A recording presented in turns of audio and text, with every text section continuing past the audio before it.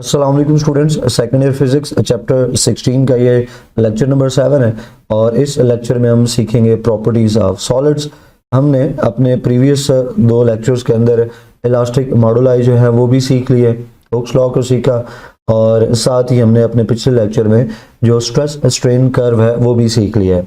तो इन दो जो इलास्टिक मॉडुलाई और स्ट्रेस स्ट्रेन कर्व हैं इनको सामने रखते हुए अब हम प्रॉपर्टीज ऑफ सॉलिड्स जो है वो डिस्कस कर सकते हैं। ये प्रॉपर्टीज एग्जाम में एमसीक्यूज और शॉर्ट क्वेश्चन के लिए इंपॉर्टेंट है।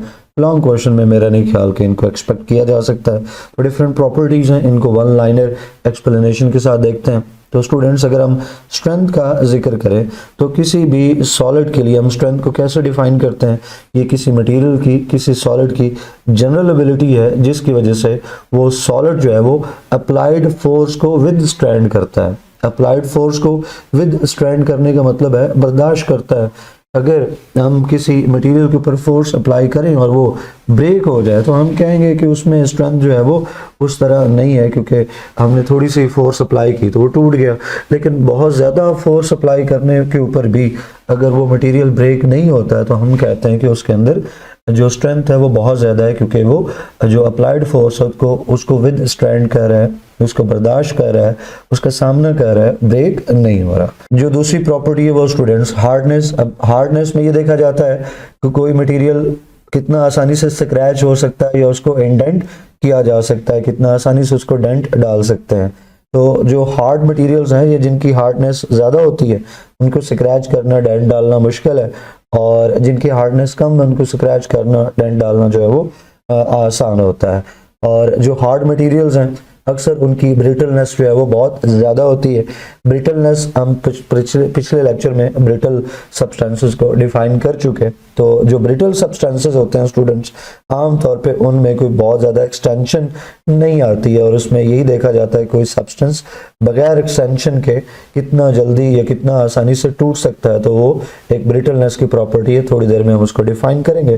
तो जो हार्ड मटेरियल्स हैं वो अक्सर हाई ब्रिटलनेस रखते हैं। इसका मतलब है कि जब उन पे फोर्स लगाते हैं, इम्पैक्ट उन पे हम क्रिएट करते हैं या इम्पैक्ट फोर्स लगाते हैं तो आम तौर पे उनमें एक्सटेंशन उस तरह नहीं आती है, और जैसे ही उनकी इलास्टिक लिमिट से ज़्यादा हम फोर्स उन पे लगाते हैं तो वो स्टूडेंट्स हैं वो ब्रेक हो जाते हैं।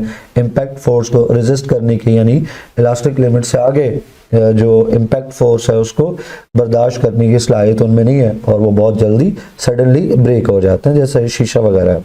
तो स्टूडेंट्स, हार्डेस्ट जो नॉन मटेरियल्स हैं उसमें आप एग्जांपल के तौर पे डायमंड को पुट कर सकते हो। इसके अलावा स्टील्स के डिफरेंट ग्रेड्स होते हैं। आप जानते हो कि भाई स्टील जो है उसमें आयरन एक मेन एलिमेंट है, इसके अलावा उसमें और डिफरेंट तरह के इम्प्योरिटीज़ या मटेरियल्स ऐड किए जाते हैं उसकी प्रॉपर्टीज़ को चेंज करने के लिए। तो मेन जो एलिमेंट है आयरन के अलावा स्टील में दूसरा वो कार्बन है। जितना ज़्यादा कार्बन आप स्टील में आयरन के साथ मिलाते जाओगे जो हार्डनेस है वो उतनी बढ़ती जाएगी। तो जो हाई कार्बन हार्डन स्टील्स हैं वो भी आप एग्जाम्पल के तौर पे पुट कर लो, और डायमंड जो है ये दो हार्डेस्ट नॉन मटेरियल्स में आ जाएंगे। डायमंड जो है वो नेचुरली और सिंथेटिक में हार्डेस्ट नॉन मटेरियल है।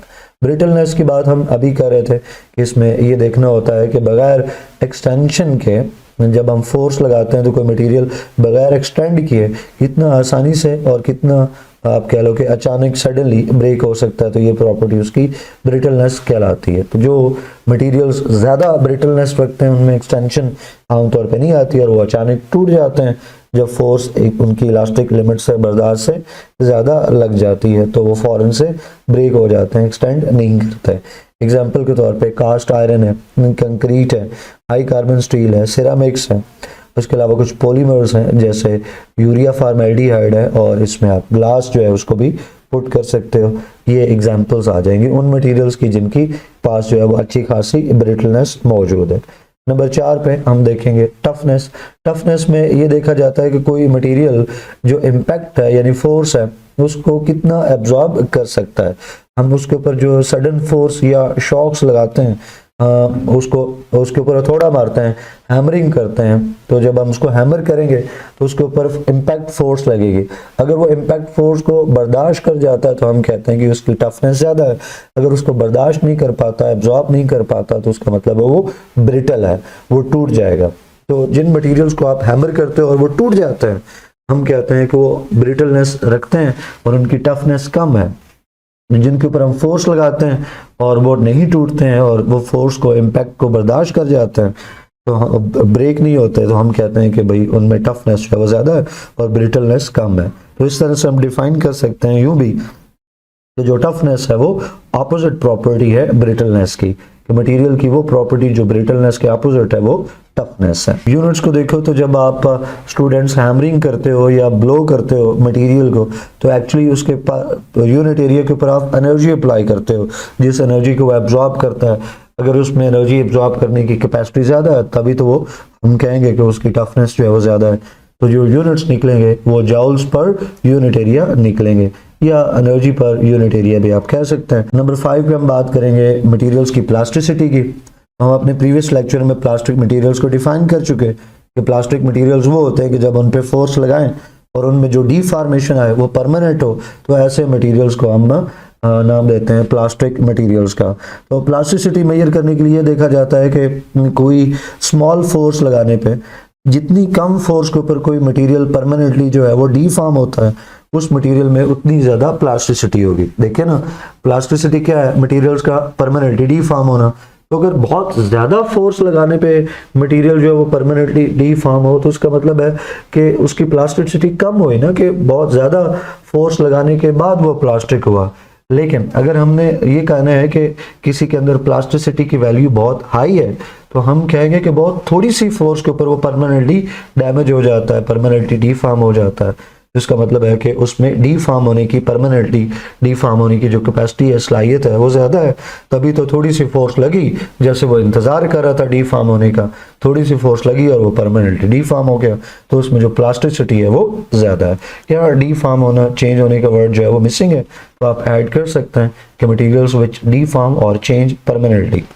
तो स्टूडेंट्स एग्जाम्पल अगर आप देखो तो उसमें प्लास्टिसाइड और जो क्ले हैं, ये इनको आप उन मटेरियल्स में पुट कर सकते हो जिनकी प्लास्टिसिटी बहुत ज़्यादा है। इसके अलावा वैसे प्लास्टिक्स जो है वो आप यूज़ करते हैं डेली लाइफ में, तो डेली लाइफ में जो यूज़ होने वाली प्लास्टिक्स हैं वो भी इसी कैटेगरी में आ जाएंगे, यानी उन मटेरियल्स की भी प्लास्टिसिटी हाई है। नंबर 6 के ऊपर इलास्टिसिटी है। तो इलास्टिसिटी जो है वो प्लास्टिसिटी का एक तरह से ऑपोजिट है। तो इलास्टिसिटी में ये होता है, इलास्टिक मटेरियल्स वो होते हैं जिनके ऊपर आप फोर्स लगाते हो तो वो परमानेंटली डीफॉर्म नहीं होते, बल्कि जैसे ही आप स्ट्रेस यानी अप्लाइड फोर्स रिमूव करते हैं, वो अपनी ओरिजिनल डायमेंशंस, ओरिजिनल शेप्स जो है वो रीगेन कर लेते हैं। तो इसमें ये देखा जाएगा कि जब बहुत ज़्यादा फोर्स भी लगाए, स्ट्रेच करें, उसके बावजूद जो मटेरियल है वो वापस आ जाए, तो हम कहेंगे ये मटेरियल तो बड़ा इलास्टिक है, कि हमने अपनी पूरी फोर्स लगा दी, हद की फोर्स लगा दी, फिर भी ये अपनी ओरिजिनल फॉर्म को रीगेन कर लेता, तो हम कहेंगे कि ये बड़ा इलास्टिक मटेरियल है। तो इलास्टिक मटेरियल होने के लिए बहुत ज़्यादा फोर्स के ऊपर भी अप्लाई होने के बाद जब वो फोर्स हम रिमूव कर दें, तो उसके बाद भी उस मटेरियल को चाहिए कि वो अपनी ओरिजिनल जो डायमेंशंस हैं, जो फॉर्म है, जो शेप है, उसको रीगेन कर ले। तो ऐसा मटेरियल जो लार्ज फोर्स अप्लाई करें और फिर वो लार्ज फोर्स रिमूव कर दें और फिर वो अपनी ओरिजिनल डायमेंशंस रीगेन कर ले, तो हम कहेंगे कि ऐसा मटेरियल हाई इलास्टिसिटी जो है वो पोजेस करता है। मिसाल के तौर पे रबड़ है, माइल्ड स्टील है जिसमें कार्बन कंटेंट जो है वो ना होने के बराबर होता है, और कुछ प्लास्टिक्स हैं, ऊपर प्लास्टिसिटी की बात कर रहे थे, तो वहाँ पे मैंने एग्जांपल के तौर पे आप कहा कि आप डेली लाइफ में यूज़ होने वाली प्लास्टिक्स एग्जांपल के तौर पे पुट कर सकते हैं, लेकिन हमने कुछ खास तरह की प्लास्टिक्स बना रखी हैं जिनमें कि इलास्टिसिटी का फीचर जो है वो मौजूद है। सारी प्लास्टिक्स जो हैं वो इलास्टिक नहीं होती हैं, बल्कि मैक्सिमम जो प्लास्टिक्स हैं वो तो इन इलास्टिक है, उनमें प्लास्टिसिटी होती है, लेकिन कुछ एक्सेप्शंस हैं, कुछ सिंथेटिक प्लास्टिक्स हैं जो कि स्टूडेंट्स इलास्टिसिटी पोजेस करती हैं। मिसाल के तौर पे आप नायलॉन को यहाँ पर रेफर कर सकते हो कि नायलॉन एक प्लास्टिक मटेरियल है जिसमें इलास्टिसिटी का फीचर जो है वो मौजूद है। नंबर 7 पे हम जिक्र करेंगे मटेरियल की स्टिफनेस का। स्टिफनेस में ये है कि हम एक मटेरियल को बेंड करते हैं और वो मटेरियल उस बेंडिंग को रेजिस्ट करता है, तो ये जो स्टूडेंट प्रॉपर्टी है इसको स्टिफनेस का नाम देंगे। जो मटेरियल आसानी से बेंड हो जाते हैं हम कहते हैं उनकी स्टिफनेस कम है, और जो मटेरियल्स मुश्किल से बेंड होते हैं हम कहते हैं जी उनकी स्टिफनेस जो है वो ज़्यादा है। स्टूडेंट्स, नंबर 8 और लास्ट प्रॉपर्टी जो है वो हम देखने जा रहे हैं डक्टिलिटी की। इसको आप मैट्रिक्स से पढ़ते आ रहे हो। मैट्रिक्स में आपने मेटल्स और नॉन मेटल्स को डिफ्रेंशिएट कर रखा है। तो आप मेटल से मुतल्लिक एक बात कहते हैं कि मेटल्स आर यूजली डक्टाइल, और जो नॉन मेटल्स हैं वो नॉन डक्टाइल होती हैं। तो डक्टिलिटी जो मेटल्स की एक प्रॉपर्टी है, ये किस तरह की प्रॉपर्टी है?